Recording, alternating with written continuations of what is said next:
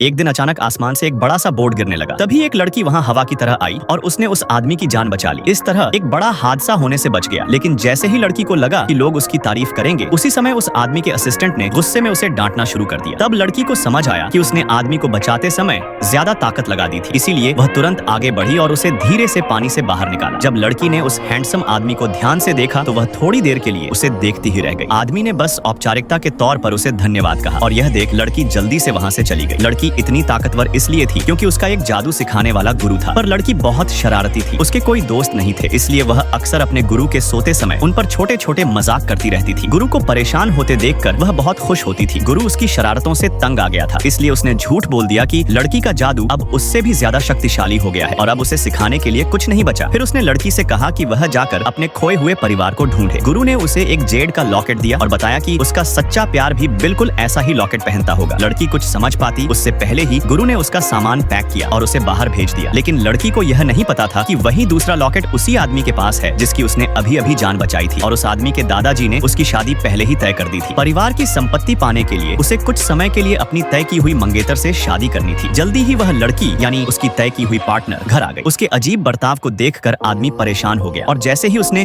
उसका चेहरा साफ देखा वह चौंक गया। ये तो वही लड़की थी। आदमी उससे चिढ़ गया, लेकिन लड़की अपने हैंडसम पार्टनर को देखकर बहुत खुश थी। दादाजी को खुश रखने के लिए आदमी ने लड़की के साथ शादी की रजिस्ट्रेशन करने के लिए हाँ कह दी। लेकिन जैसे ही दोनों अपनी शादी की फोटो खिंचवाने जा रहे थे, आदमी ने लड़की के लॉकेट को देखा। वह बिल्कुल उसी जैसा था जैसा उसके पास था।